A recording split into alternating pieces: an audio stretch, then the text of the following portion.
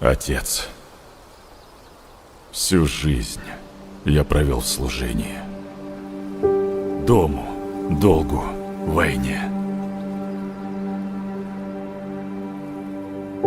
Но вдруг судьба дала мне то, чего я никогда не искал.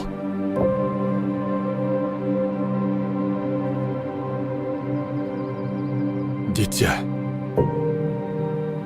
Жизнь, нетронутую бурей. Одолжи мне силу Всеотца, чтобы я мог снова пойти в бой, сразить еще одного врага и вернуться домой к ней. Уже без оружия, но с теплом. Не учить ее пути воина, а нести покой, которого у меня не было.